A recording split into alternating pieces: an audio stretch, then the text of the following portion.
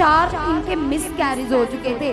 जब भी ये बेबी कंसीव करती थी तो मिस कैरीज हो जाता था। इस प्रकार 4 बार इनकी ये आशा टूट चुकी थी कि इनके मन में ऐसी बातें चलती थी कि कभी ये माँ नहीं बन पाएगी। तो इनको हद से ज्यादा गुस्सा आता था और ये बेहोश हो जाती थी, दुष्टात्मा इनके ऊपर आ जाता था और हर समय ये बहन बीमार ही रहती थी। इस सिस्टर का नाम संजना है, साथ में इनके हस्बैंड है जिनका नाम गणेश है, साथ में संजना सिस्टर के मदर इन लॉ और गणेश सिस्टर के मदर हैं और ये छत्तीसगढ़ से आज अपनी टेस्टमनी देने के लिए आए हैं। ये भाई बताते, गणेश भाई, कि इनकी शादी को 9 साल हो चुके थे और बताते कि जब इनकी शादी हुई तो जैसे हर इंसान की चाहत होती है कि उनके घर बेबी पैदा हो, तो वैसे इनकी भी ये चाहत थी।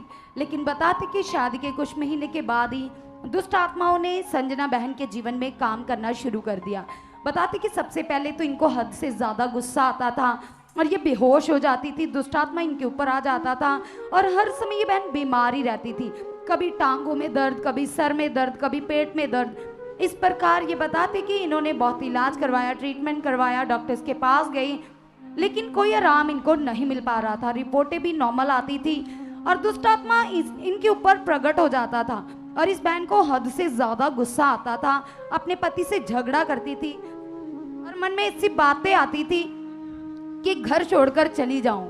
और बताते कि ये भाई अपनी पत्नी से भी परेशान थे, इनके मन में ऐसा आता था कि ये ऐसा क्यों कर रही है और ये इस बहन को ठीक करवाने के लिए बहुत सारे तांत्रिक बाबाओं के पास गए, बहुत सारे ओझा के पास गए कि कहीं से इनकी वाइफ को आराम मिल जाए।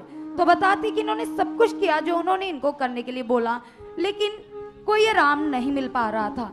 और बताते कि 4 बार ऐसे कर कर 4 इनके मिस कैरीज हो चुके थे। जब भी ये बेबी कंसीव करती थी तो मिस कैरीज हो जाता था। इस प्रकार 4 बार इनकी ये आशा टूट चुकी थी और ये भाई भी अपने मन में अंदर से इनका विश्वास टूट चुका था और ये निराश रहते थे क्योंकि दुष्टात्मा का प्रभाव इस बहन के ऊपर इतना ज़्यादा बढ़ चुका था कि इनके मन में ऐसी बातें चलती थी कि कभी ये माँ नहीं बन पाएगी, क्योंकि इन्होंने संसार की धार्मिकता भी बहुत की और संसार में बहुत इलाज करवाया कि कहीं से इनका कोई हल हो जाए। लेकिन कलीसिया, आप जानते हो कि जब लोग परमेश्वर को नहीं जानते तो अंधकार में होते, तो इसी प्रकार इनका जीवन भी अंधकार में था। और फिर किसी ने इनको गुड न्यूज़ दी और बताते कि जब गुड न्यूज़ दी तो वो गुड न्यूज़ मार्च 2024 को इनके पास आई किसी विश्वासी के द्वारा। और जब इन्होंने YouTube के माध्यम से सुखपारायण निष्ठि की वीडियोस को देखना शुरू किया तो बताते कि जब ये घर पर मीटिंग सुनते थे तो इस बहन के ऊपर दुष्टात्मा प्रकट हो जाता था। और बताते कि फिर ये भाई अपना मन बनाकर विश्वास के साथ अपनी पत्नी को लेकर पहली बार यहाँ पर आए। तो जब यहाँ पर आए तो उस समय भी इस बहन के ऊपर दुष्टात्मा प्रकट हुआ और हमारे आत्मिक पिता के द्वारा उस दुष्टात्मा को डांटा गया, निकाला गया। और बताते कि उसी दिन से ये बहन 9 साल की उस दुष्टात्मा से उसी दिन फ्री हो गया कलीसिया।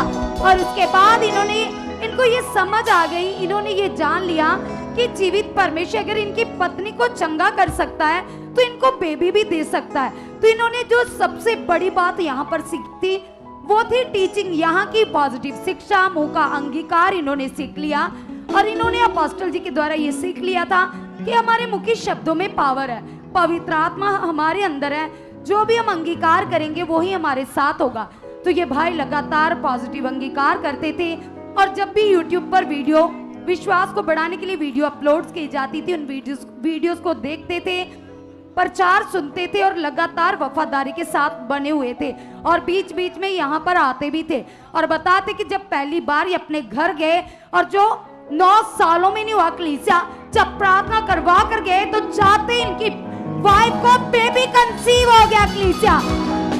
और उसके बाद खुदावंद ने 9 महीने तक इनके बच्चे को अपने हाथ में संभाल कर रखा और उसके बाद परमेश्वर ने इनको नॉर्मल डिलीवरी से बेबी बॉय के साथ ब्लेस कर दिया है। आज इनके हाथ में इनकी वो आशीष है, इनकी वो बरकत है जो परमेश्वर ने इनको 9 साल के बाद दी है कलीसिया। तो सब जन जबरदस्त तालियां बजाइए और खुदावंद की इस आशीष के लिए, बरकत के लिए धन्यवाद कीजिए उस परमेश्वर का। अगर परमेश्वर इनके लिए कर सकता है तो आज वो परमेश्वर आपके लिए भी करेगा। आपकी बंद कुखें खुल जाएगी और आज आप लोग बड़ी बड़ी गवाहियों के साथ आओगे।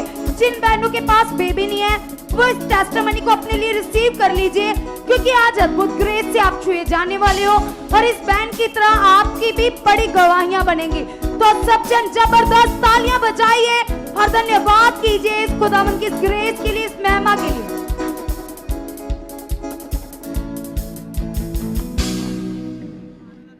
अगर आप भी चाहते हो ऐसे कामों को अपने जीवन में, तो आप भी यहाँ आ सकते हो सुखपाल राणा मिनिस्ट्री में, ताकि आप भी अपनी आशीष छुटकारा पा सको, चंगाई पा सको। हमारे चर्च का पता है GT road Manawala, Delhi public school, new bypass, Taran Taran road, Rajewal Chowk. आप अगर दूर से आ रहे हो या किसी दूसरी स्टेट से आ रहे हो तो आपको 2 या 3 दिन तक यहाँ चर्च में रुकना होगा, ताकि हम आपको वो बातें बता सकें जिससे आपका निश्चय छुटकारा होगा। ये हमारे हेल्पलाइन नंबर्स हैं। आप इन नंबर्स पर कांटेक्ट करके यहाँ चर्च में आ सकते हो, प्रार्थना करवा सकते हो। God bless you all.